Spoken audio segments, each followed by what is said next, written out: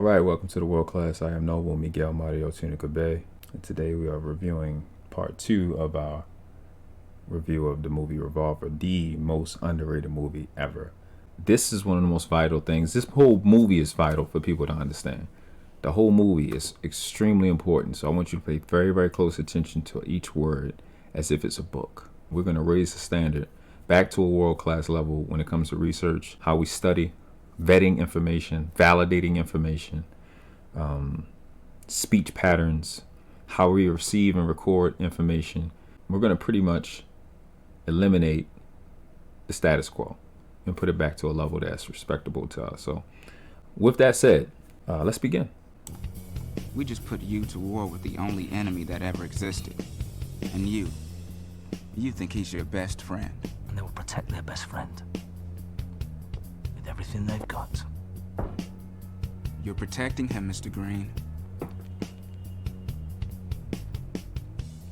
But with what?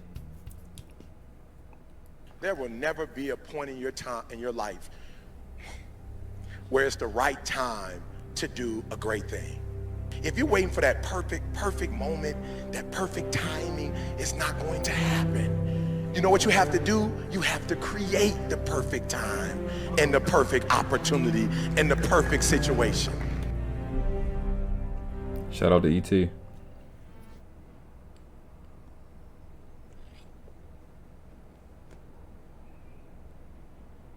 What is the first rule of any game, Mr. Green? The only way to get smarter is by playing a smarter opponent. What's rule 2 of any game? The more sophisticated the game, the more sophisticated the opponent. Formula's the same, but where does it stop, Mr. Green? Where does this game stop? It stops when you start to give me answers. Don't let them play head games with you, Jake. Is it me that's playing head games with you, Mr. Green?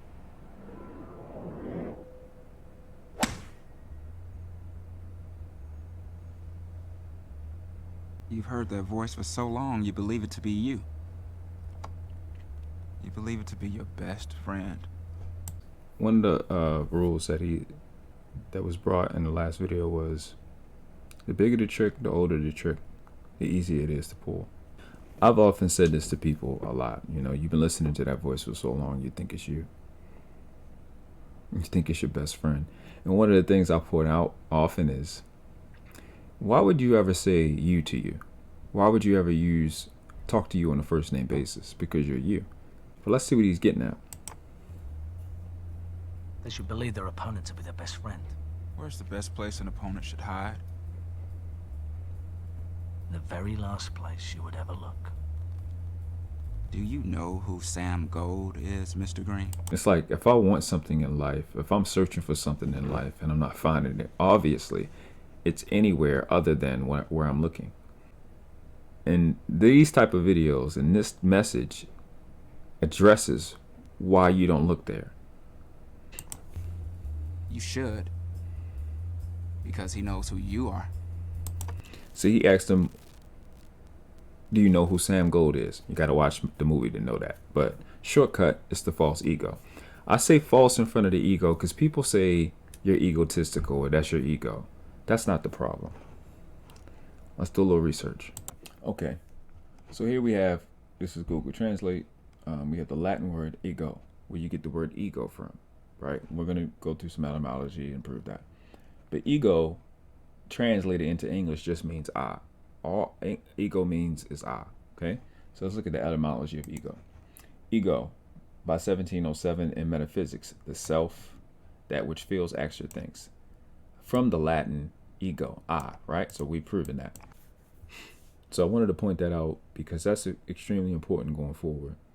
The pseudo-identity, the false self, is the one that you have to defend yourself against, the real yourself against. Not you. Being egotistical is not a bad thing. You have to take care of yourself to take care of somebody else. Because law of habit says how you do anything is how you do everything. In principle. We're not talking interest. We're talking in principle. And we'll get into that later because financial literacy and spirituality and a lot of other things, but those two are verbatim the same exact conversation, right? So those are things you have to look for. Look for the consistency in falsehood. That's why they say the devil was in the details. Because the devil never adds up. The math isn't there. Don't be the devil and details aren't synonymous. It's just the devil is hiding in the details. Wherever you don't want to go, that's where you'll find them. Or the Gold. Sam Gold. Mr. Clandestine. Mr. Ambiguous. Mr. Mystery. He's all up here. Pretending to be you. No one sees gold, but gold sees everything. You're in a game, Jake. You're in the game. Everyone's in its game, and nobody knows it. And all of this This is his world. He owns it. He controls it. I've had enough of this shit. It's starting to do my head in. Tell me if I've had enough. tells you what to do Look, that's enough. and when to do it. Tell him. I said that's enough, Avi! The greatest trick the devil ever pulled was convincing the world he didn't exist. But how? By pulling the greatest con he ever pulled. The greatest con he ever pulled was convincing you that he's you. Like you said, you've been listening to that voice for so long, you think it's you. The Christians say the devil is a lie. I would argue that's a lie. When you look in the garden, the devil didn't lie. The serpent never lied to Eve. Eat that, you'll know of good and evil. She ate that, she knew of good and evil. I don't have to lie to you. One thing that is true about the devil is it's a shapeshifter. Well, what makes shape? Well, we know what makes shape because in Genesis 1, God said, "Let there be light." And I'm using the Bible because everybody has access to it. Again, I'm a Moorish American Muslim in the Moorish Science Temple of America, right? We don't dismiss the Bible. But God said, "Let there be light." So what? What does that mean? Sound makes shape. So what he shifts is sound, pretending to be you. Right? He pretends to be you. He mimics your voice. That's why I said earlier, why would you ever use the word you to you or your first name? Remember this? John 10, verse 27. My sheep listen to my voice. I know them and they follow me. Psalms 23, verse 1. The Lord is my shepherd. Can't make this shit up, bro.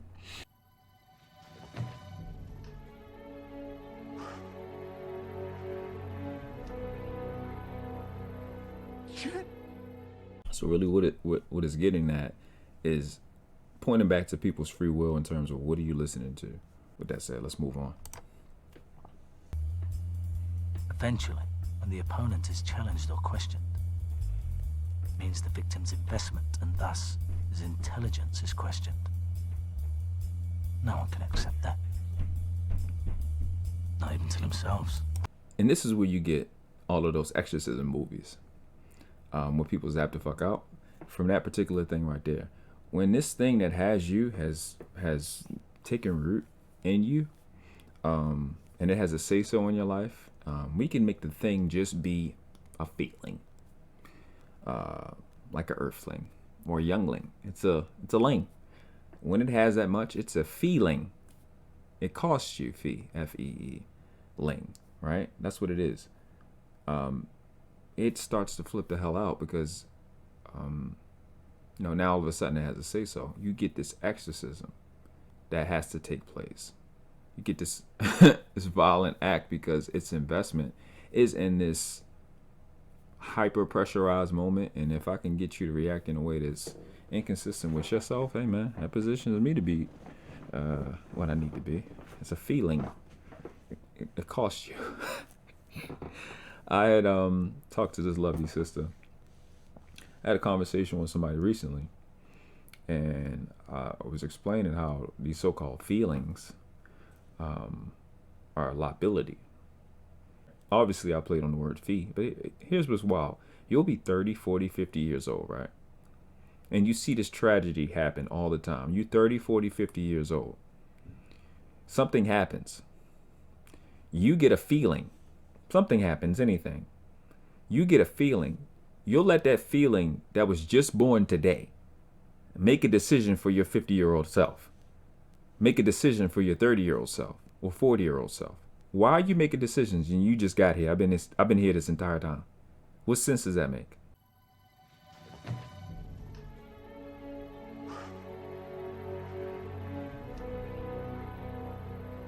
Shit. If that ain't demonic possession, I don't know what is. If that don't make you go, the children be 6 and 7 and 10 years old. They can't make decisions, but this feeling that you just got on the inside that you ain't never seen, heard, or touched, it's making a decision for the rest of your life, and you don't think you possess? My nigga.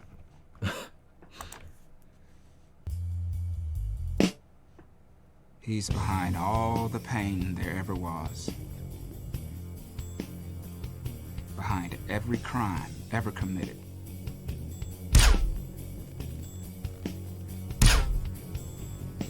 How can I be behind all the pain, all the crime, if I don't even exist? And right now, he's telling you that he doesn't even exist. No one lives and displeases gold. No one but your two friends. We just put you to war with the only enemy that ever existed. And you think he's your best friend. And they will protect their best friend with everything they've got. One of the other rules was, once an opponent has been questioned, his investment, thus his intelligence, has been questioned. And no one can admit that, not even to themselves. You see that all day, every day on Facebook. People have so much invested into it. And it's not limited to just the investments, their feelings, right? That's dominating them. It's not just that. They have neurological pathways that's been created. We'll get to that on this channel eventually, because these things are relative to everything. It is the backing of why people's minds and the brain and true spirituality, true religion is the foundation. Not social crap, not money, not civilization. These foundational things of how the brain works, how the spirit works, how the body is set up. Those are the foundation. So when you see people lashing out and shit, they have so much invested into it. You have to understand what you're watching when you're on the internet, or in real life. Was where it started and where I learned it from. Watching people who have the outfit. That outfit that they bought has something to do with the thing that you're challenging. They told it to their children. They've been loud in front of people, around those people, and then for them to be wrong, they got to go back around them people and find out that they wrong and they look stupid and all of that. They are really, the investment is not literally just money and time. Reputation. They have shirts. They've been recorded saying these things. They have relationships that's based off this, marriages, children that's based off these concepts, right? So once you've challenged them, you've really taken a life from them. What's important about a movie like this is you get to find out how much of that is really you and how much of that was the false ego pretending to be you. How much have you invested into that, and what's been invested? Is this an investment based off authenticity, or am I the thing that's being invested, which would turn it into a sacrifice? I'm sacrificing my real quality for this false life coming from this false ego, pretending to be me thinking, oh, this is me, and it's not. You're protecting him, Mr. Green. But with what? Where's the best place an opponent should hide? In the very last place you'd ever look. He's hiding behind your pain, Jake.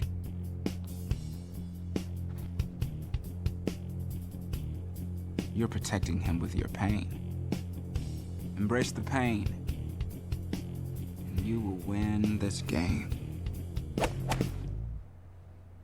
And I know nothing hurts more than humiliation and a little money loss. If you change the rules on what controls you, You will change the rules on what you can control. How radical are you prepared to be, Mr. Green? That was a lot just now. I didn't want to interrupt him. I wanted y'all to hear that. You can go watch the other video to get the clear thing without any of my interruptions. This is a part of self-development that is not talked about enough, nearly enough. It's how hard it is, how difficult it is. It's not fun, pretty flowers, posts, cute little posts and dumb little stupid shit. It's not. It's tears. It's banging on the ground, banging on the bed, hollering and screaming. It's hard because when people's pain is real. Pain is a real thing. It's a real thing. We've discussed what pain is, right? You only get smarter by playing a smarter opponent, and smart means pain. The thing that you're running from, right, is the very thing that's pretending to be you. And like they just said, when you embrace that pain, when you go, you're not going to bully me with this no more.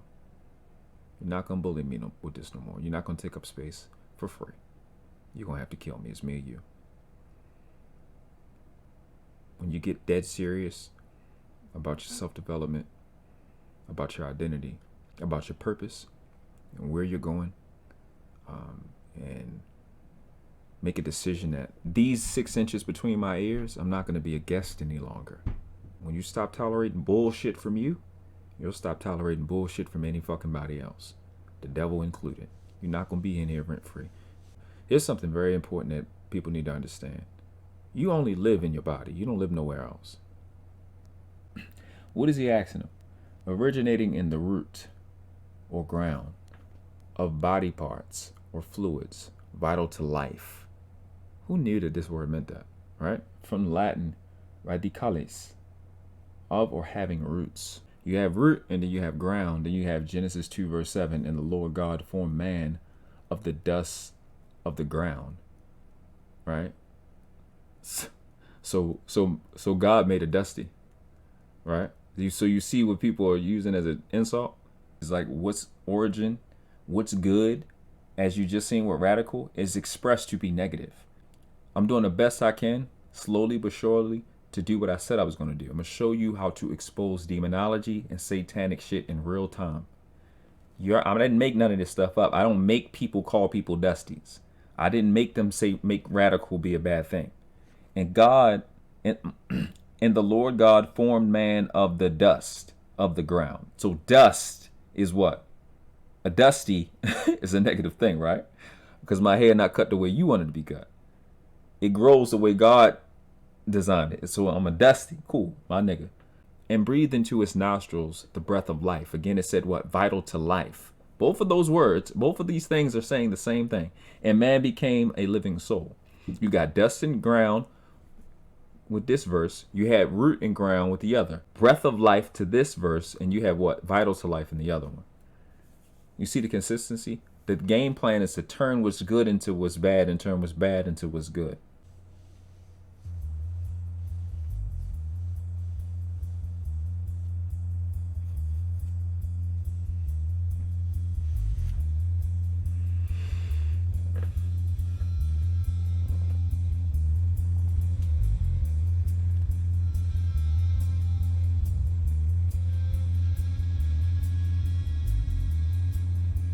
The more power you think you have in Go's world, the less power you have in the real world. Which is what I spoke about in terms of this life that I created. Who world did I create? You are still in prison, Jake. In fact, you never left. Remember who they are, Jake. Head tricksters, word slicksters. You wanted answers and they gave you riddles. You know the rules. The longer you listened, the sweeter the pitch. He's got all the tricks and all the right answers. Listen, ain't nothing perfect but the devil. If it sounds too good to be true, it probably ain't. This planet doesn't do something for nothing. Creation doesn't do something for nothing. It does not. The fucking face you're using and the faces of all these other people don't do something for nothing. You inhale air and then you push something out. Okay? It doesn't, the face you're using doesn't operate like that. It doesn't exist. This planet does not do something for nothing at all. You have to understand that. It's extremely important you understand that that doesn't exist. It's not real at all. So if it's too good to be true, it doesn't exist. Unconditional, nothing exists. Everything is conditional. Conditione. Con means with, di in Latin. Di in Latin means God. Shun is a suffix that means a state of being, condition. Everything has a condition, a with God state of being. That's what condition means. Conditione. Unconditional doesn't exist. Don't let nobody rob you of you. Don't let them do this to you, Jake. Don't let them turn you against you. You don't give because it's good. You give because it hurts him.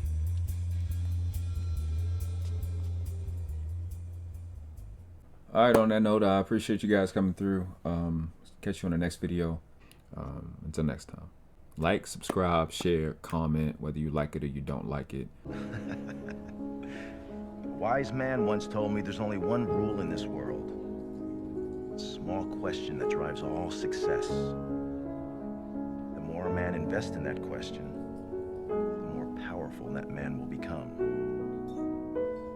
Can you guess what that question is, Mr. Green? What's in it for me?